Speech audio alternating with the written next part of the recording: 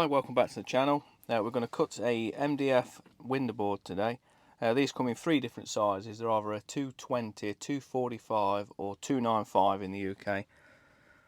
So buy the appropriate size to fit your windowsill, and let's get on with fitting it. So you're going to need to take a measurement. Your first measurement, you want to be down in this point here, down to the other side there, at the front. Keep at the front. So take that measurement, then you want to add 100mm to it. Take your sliding bevel, just get that to match the angle because they're never 90 degrees. Then also measure from the window out to your front point of your angle bead. You want to go down plus 100mm on your measurement, just measure that and just get that cut to its length.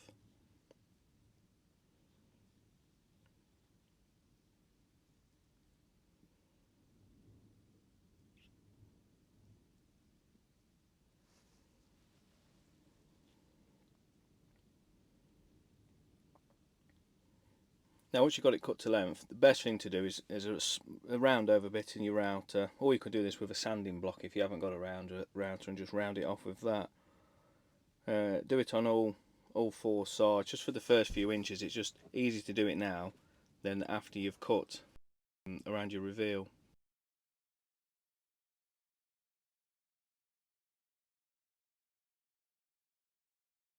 So now it's cut to length, it's time to mark it. So what I'm doing now, this window board was too deep, so I'm going to cut probably about 20mm off the back.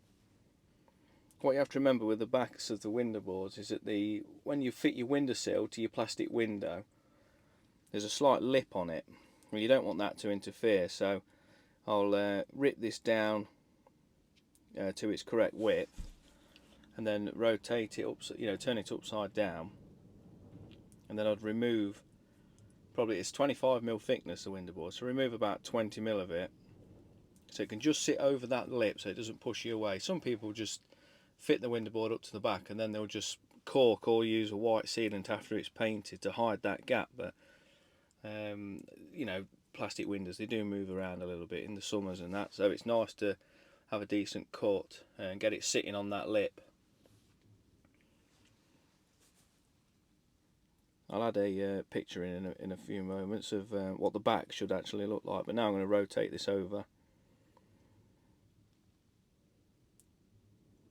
reset the saw back up, and just take that 20mm out. Only by like I'll probably say 20mm deep by about 3mm in its width.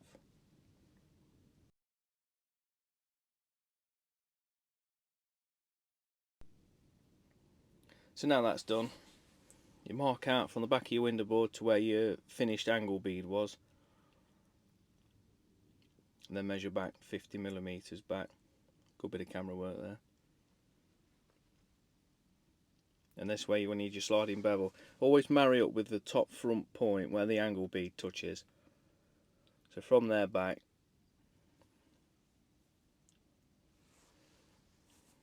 and then just cut the other side. Just cut that square.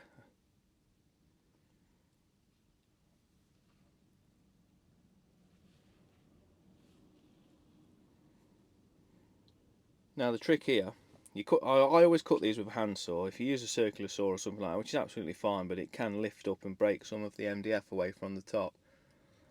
When you're actually sawing, it's hard to tell on the video, but I'm actually angling the saw and beveling it in, so I'm taking more away of the bottom so it don't touch any plaster that flares out in the bottom parts of the reveals. You don't have to, I'm using the bluntest saw in the world, but I'd got COVID at the time of filming this, so I was just filling my time while I was self-isolating.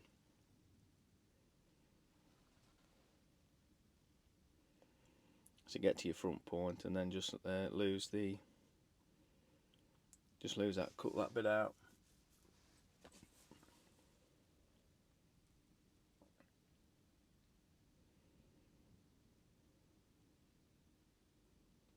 So you can see there the back bevel and the piece I've removed at the back. So now you want to measure from that front point now take your measurement that you've took from the window. Well, keep it pretty tight. I mean, you probably want to knock about 1/2 millimetre off. You want it fairly tight, but you know, it's easier to remove than it is to try and add a bit on.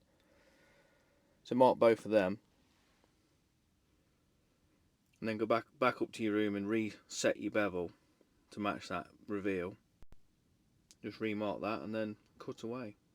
I'd repeat again the back bevel just to, you know, remove some of the back, so you're not getting any interference again, because you can't see any of this. So let's see how it goes. Let's try it.